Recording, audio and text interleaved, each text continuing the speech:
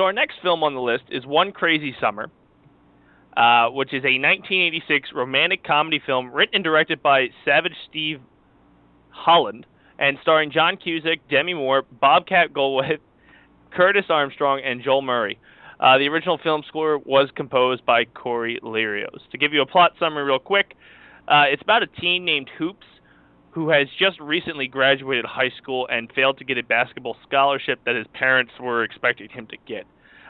Hoops hopes to admit to Rhode Island School of Design and must write and illustrate a love story for his application. He joins his friends George Calamari and George's sister Squid to spend the summer on the island of Nantucket, Massachusetts. En route, they pick up a young rock star named Cassandra Eldridge, who is being chased by a motorcyclist gang at the time. On the island, Hoops, George, along with George's island friends and the Stork twins, and Akak Raymond, must help Cassandra save her grandfather's house from the greedy Beckerstead family, along with the way Hoops must find the way to write a cartoon love story. So besides the fact that there are terrible names throughout this entire film, including the high school he graduated from was Generic High. In their defense, there actually is a city called Generic New York. Oh, is there really? Yeah. Those people were dumb. The first time I saw it, too, I was like, wait, are they really being so lazy just to call it Generic High School? And then they said, in Generic New York. I was like, oh, wait, that place actually exists. I have seen it. What we'll do is we'll go around. I really feel like this will be the shortest segment of the Four Real Movie Club tonight. We'll start with you, Tony. What was your first thoughts on One Crazy Summer? I could not finish it. I tried to watch it, and I got about a half hour in, and I was just like, God damn it, there's 30 plot lines going on of, I'm Hoops, I play basketball, but I'm an artist, but I need a girlfriend, but I gotta get into college, and my car sucks, and here's a chick, and she's in a band, but there's a little girl with magical powers, and, like, we're gonna build some restaurants, and I'm like, what the fuck is this? Oh, and there's Bobcat Goldthwait, like, just... I couldn't take it. I couldn't take it at all. Mr. Paden?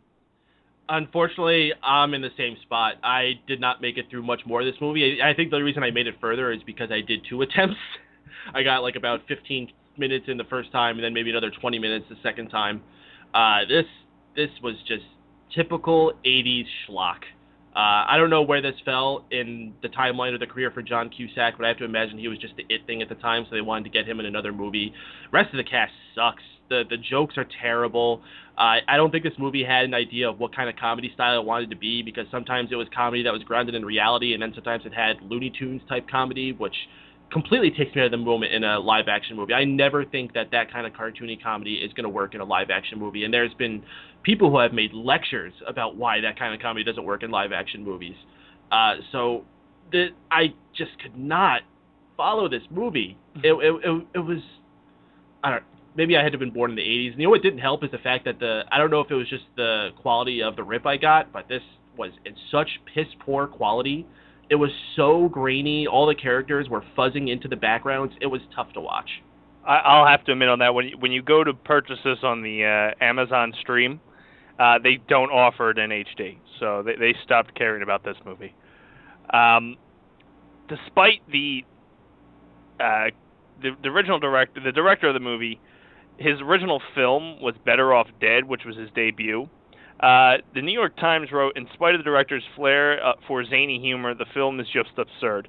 But they said the Chicago Reader said it was not a bad film and certainly more polished than Holland's Better Off Dead debut, though it's marred by unevenness and the director's erratic, I can't say that word, penchant for, he's a jerk.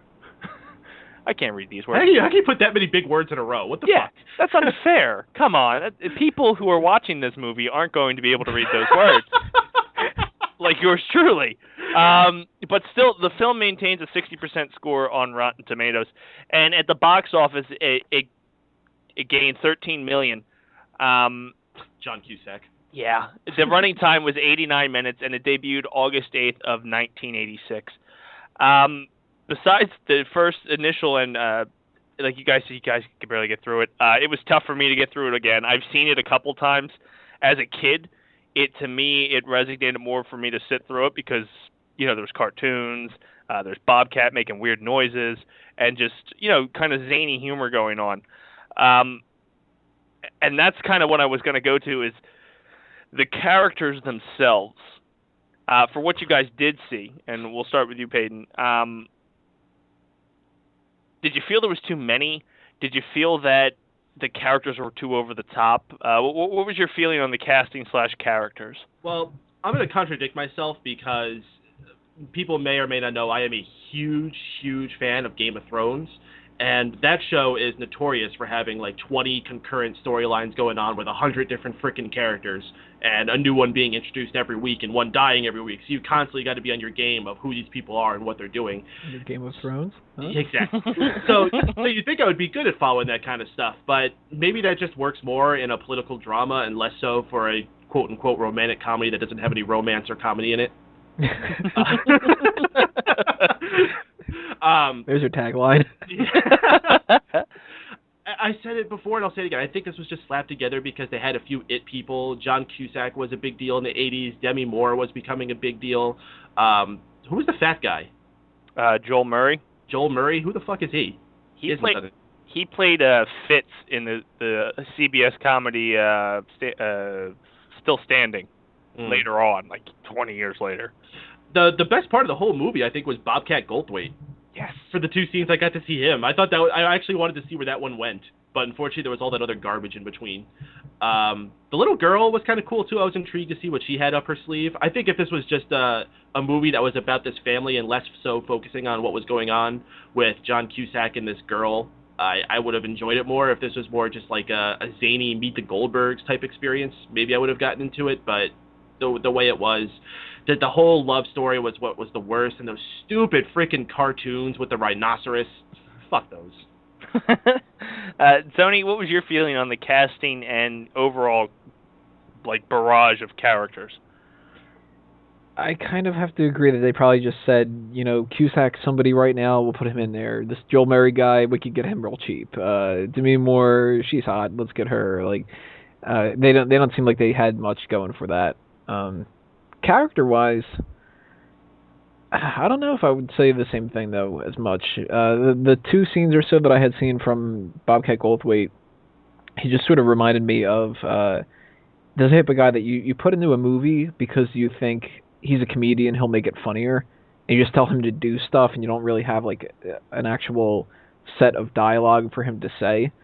So that bothered me, and the person that I actually was the most interested in seeing throughout the whole movie was the quote-unquote villain of the movie, that douchebag kid. I thought that he was like the most intriguing character out of the whole thing because he was the one that I believed was playing a part. Everybody else was just like, oh, Cusack's, he's getting a paycheck, and Demi Moore is just kind of sitting there looking because that's all she really had done. But he seemed like he was actually trying to bring an actual character to it. So that was interesting. I have no clue where that turns up, if he ends up actually being terrible throughout the rest of the movie or not. But I got to agree about the weird cartoon and how you're bouncing around all over the place. One character that was bothering the hell out of me was that little girl. I did not think that was something that I really wanted to pay attention to. Did she have powers? Is that the thing? I don't know where you're getting that. I got no impression that she has powers. I just had the impression that she had a ratty dog. Well, they did the thing with the faces. If you somebody slaps your back when you are making a face, you'll stick like that forever. And then the girls literally stick like that forever. That was like a thing in the 80s. That was like a thing parents told their children. Yeah, but like she somehow got it to work. Yeah, no. Well, she slapped their back. That's like made their muscles tense up and made their face stick like that. She just turns out to be like a vindictive bitch that if you made fun of her dog, she got your back. Oh, you know who else sucked? Those 2 retards. And I feel terrible for calling that, but that's exactly what the movie portrays them as. This movie has like no political correctness today. Oh no! Like there was that point where the scoutmaster just hands the kid a gun, and the kid goes off and you hear the gun explode. He's like, "Kids, tourniquet!" You could not put that in a movie today. Was that Booger? Yeah. Booger. Yeah, Booger was in this movie. That was one of the more enjoyable people in the way that I got to see Booger. I'll give credit to the one joke that made me kind of chuckle was when he's picking up the shells. And it's of course you would like that one. Well, because it's a pun? Yeah. Yeah. And the idea that it was like, can't you just wait until they're done? Yeah, but like, why would an air base be having bombing practice on the beach? On an island. So it's a small little island, and they're bombing the hell out of one of their beaches. It's generic bomb beach, and I don't know, I got the feeling with that joke and with a bunch of the other ones that they sort of wrote this as like, we've got this vehicle of, we can make a movie. What do we make? All right, well, I had this joke from this other movie that we couldn't do. I had this joke from this whatever. Let's just put them all in there. Let's just go like, okay, you're in a bathroom and you find money, and then you go and there's a bombed beach and boogers there, and like. One of the things we talked about in our previous topic that we've done tonight is the legacy of Jaws. And one thing that's done in this movie itself is a parody of Jaws called Foam 2, a dolphin with rabies, which actually they go to the well and they get the theme for Jaws on their soundtrack for this. In aspect, as we were talking about legacy with the movie Jaws, how did you feel about that parody of Foamy the dolphin? And I don't know if you guys didn't make it to the end. He ended up showing up they had like a regatta race, and Foamy the dolphin shows up, driven by this demonic little ginger, and eats one of the bad guys. Like kills him? He doesn't kill him. He gets stuck in him, and he's screaming that he's going to get the kids, like Scooby-Doo style. And the girl pops out the fin and just waves, and it drives off into the distance with the guy in the mouth of the dolphin. When it comes to legacy, do you think this hurts Jaws for even being allowed to be in this type of movie, or just makes Jaws that much better because a movie this ridiculous had to go to the well to get some kind of credibility? We'll start you with Paden. That's a tough question. I definitely don't think it hurts Jaws, because I think so many people would have seen Jaws and not seen this movie. And watching this, I don't see that. It makes me think less of Jaws. No, I just think less of this movie for having to stoop to that level. And it wasn't even, like, clever. Like, this dolphin with rabies, it's not even funny. As far as using the theme, I'm trying to look into that and see why that was. They're not distributed by the same company or owned by the same company, so they must have actually had to throw down money in order to get that. To actually spend some of their budget, which I can't imagine was all that much, just to get that theme. So, props for going all the way. Oh, holy crap, I didn't know Jeremy Piven was in this movie. Yes. He was the handler of the retards. Yes. Wow. No, that's all I got to say. Like I said, I didn't expect us to have much on this. It's a very simple 89-minute movie from the 80s, which is just, that should just sum up the movie for you. We're going to go around real quick, get the final thoughts on this movie, and what you would rank it on a scale of 1 to 10. If it gets higher than a 5, I'll be really surprised. We'll start with you, Tony. Final thoughts, and 1 to 10. This is a total 9. No, this I wouldn't recommend this to anybody. I'm really curious. I wish I could kind of like go back in time, pop over to your house, Dace, and see you watching this movie and being like, "Yeah, look at that! Whoa!" Like, yeah, all bad thoughts about this. I tried giving it a shot because you never know if something's going to make you laugh. I've seen a lot of movies that I thought were going to be terrible, and I actually liked them a lot. I've seen a lot that I thought I was going to love and I hated. So. It was always worth a shot, but I would definitely recommend everybody stay away from it. Paden, your final thoughts? Tony, 1 to 10. 2. Paden, 1 to 10, and your final thoughts on this 80s movie. One crazy summer is one shitty movie. Maybe in 1986 this was better. When I was like 0, I would have appreciated it more. But as an adult watching this over 20 years later, no, this is not working for me. The 80s was a weird time, and to be fair, a lot of things we look back from the 80s we look at and shake our heads. So as I'm saying, maybe in 1986, even for adults, this was a lot more of an enjoyable thing. And the comedy style was completely different, because that's not to say I don't like movies that have this ridiculous 80s comedic humor. I look back at movies like Airplane and Bill and Ted's Excellent Adventure. They're all that very 80s kitschy style of comedy, but this just did not hit the mark. And I don't know if it's because it was lazy.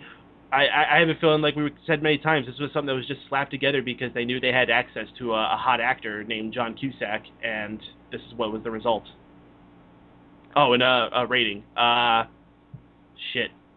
Well, since 1 is in the name, let's just give it a 1. So obviously this is a must-go-see when you have time. Yes. I'm pretty sure if we had Gibby on our panel this month like we did last month, he'd be giving it a 9 because he doesn't have taste. I would love to get a time machine and go back to when this movie was in theaters and just see what the reaction in theaters to this was. To gross $13 million at that time. Mm-hmm. To me, especially for a comedy. Yeah, it probably just like you guys had said, it was because of John Cusack. But I can't see. I wouldn't go see it more. Well, you got to consider this is also before the days of things like Rotten Tomatoes and IMDb, where you can learn about what a movie is like in theaters. All you know is a trailer, and I think they could probably find enough good jokes in this movie to make a really banging trailer. Mm-hmm. I mean, because personally, I've marked out to the fact of Godzilla makes appearance in this.